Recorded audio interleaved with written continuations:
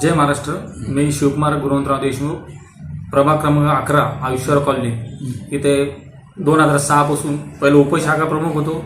नंतर माझं पद आता शाखा प्रमुख झालेलं आहे. मी 2006 पासून आज 20 वर्ष होत आहेत मी उद्धव बाळासाहेब ठाकरे शिवसेना याच्यात काम करत आहे. आणि मागच्या 6 वर्षापासून प्रभागामध्ये कुठलेही नगरसेवकचे इलेक्शन झालेले नाही आहेत. त्याच्यामुळे प्रशासन काळ नव्हता. लोकांना भरपूर काही अशा अडचणी येत होत्या. आम्ही शिवसेना उद्धव बाळासाहेब ठाकरे या गटाच्या वतीने मी झाले, आमचे सर्व पदाधिकारी झाले, वार्डात कधीही कुठली प्रकारची समस्या येऊ दिली नाही.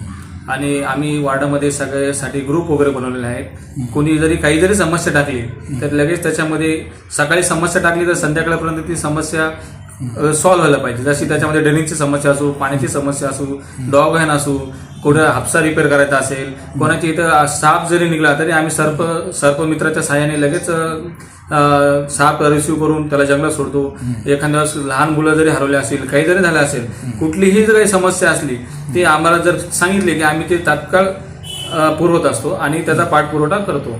जसे वार्डामध्ये आरोग्य कॅम्प लावणे, आभा कार्ड असो, आयुष्यमान भारत कार्ड असो, त्याच्यानंतर आपले लाडकी बहीण योजना असो, आम्ही घराघरात जाऊन सगळ्यांचे फॉर्म भरून दिले. त्याचा काही जरी कोणते डॉक्युमेंट्स लागले तर आम्ही स्वतःहून पाठपुरवठा शासनाच्या इथं जाऊन करतो आणि त्या हिशोबाने आम्ही त्यांचे सगळे कागदपत्र वगैरे हे करू म्हणजे सबमिट करतो. त्याच्यामुळे आमच्या वार्डामध्ये आजपर्यंत फक्त उद्धव बाळासाहेब ठाकरे गटाचेच सगळे कार्यकर्ते काम करत आहेत. आणि भविष्यामध्ये आम्हाला जर पक्षाने जर तिकीट वगैरे दिले तर आम्ही इच्छुक उमेदवारांमध्ये आमचं नाव त्याच्यामध्ये दिलेलं आहे. पक्षाने जर आम्हाला त्याच्यामध्ये तिकीट दिले तर आम्ही त्याच्या संधीचं नक्की सोनं करू. तुम्हाला कॉलनीज कोणत्या येतात आपले? आता पहिले वॉर्ड असायचे, आता झालेले आहेत प्रभागमध्ये आता 4 वॉर्ड मिळून एक प्रभाग तयार झालेला आहे. त्याच्यामध्ये आयुष्यवर colony, Shubhashree colony, Sainagar, Chistya colony, Mathuranagar, N6, N8 असे भरपूरसे 40,000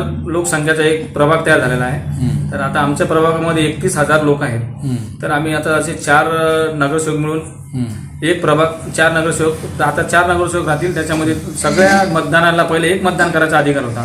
आता तुम्हाला एक मतदाराला तुम्हाला 4 मतदान दाबायचा अधिकार आहे. म्हणजे 1 मतदार 4 नगरसेवक निवडून देऊ शकतो. तर तुमच्या वाड्यातील कोणत्या समस्या आहेत जास्त आहे? आमच्या वार्डामध्ये सगळ्यात पहिलं समस्या म्हणजे जर आम्हाला जर पक्षाने तिकीट दिलं ना, आम्ही जर पक्षाच्या याच्यावर निवडून आलो तर सर्वात प्रथम आम्ही रस्ते नाही, काहीच नाही, फक्त ड्रेनेजची जी समस्या आहे आमच्या इथं झालेली आहे. घर 30-35 वर्षापासून जुने घर झालेले आहेत. सगळ्यात रात्रंदिवस जर मला जर फोन येत असतील तर 8 ते 10 दिवसातून फक्त ड्रेनेजच्या समस्यासाठी फोन येतात मला. त्याच्यामुळे मी सगळ्यात पहिलं प्राधान्य ड्रेनेजच्या समस्यासाठी देईल, नंतर तर बाकीच्या गोष्टीला बघितलं जाईल. तरुण वर्गासाठी काय नियोजन तुमचं? तरुण वर्गासाठी आम्ही आता आमचं आयुष्यवर कॉलनीचं ग्राउंड होतं. तर आम्ही 3 वर्षापूर्वी आयुक्त साहेबांना निवेदन देऊन आयुक्त साहेबांना फोन करून जे आमच्या आता कॉलनीमध्ये 8,000-10,000 जर लोक असतील आणि ते खेळण्यासाठी एकच ग्राउंड होतं. तर त्याच्यासाठी आम्ही काय केलं की सगळ्या आयुक्त साहेबांना बोलून जे ग्राउंडमध्ये लोक गाड्या लावत होते आम्ही ते गाड्या बाहेर काढून ग्राउंडला भिंत लावली, जेणेकरून माझे गाड्या येऊ नये. याचा अर्थ की जे मुलं असतील, लहान मुलं वगैरे असतील, जे मोबाईलमध्ये बसतात, मोबाईलमध्ये बघतात, त्यांना बाहेर येण्यासाठी ग्राउंड नव्हतं. त्या तरुण मुलांसाठी आम्ही ग्राउंड हे सगळं करून दिलेलं आहे. आणि आमचं ई महासेवा केंद्र असल्यामुळे गव्हर्नमेंटची कोणती जरी स्कीम आली तर आम्ही मोफतमध्ये फॉर्म भरून देतो. कॉलनीमध्ये कुठलीही समस्या असली तर हमखास शिवकुमार हे नाव लोकांच्या मुखात येतं. त्याचं इंगित काय आहे?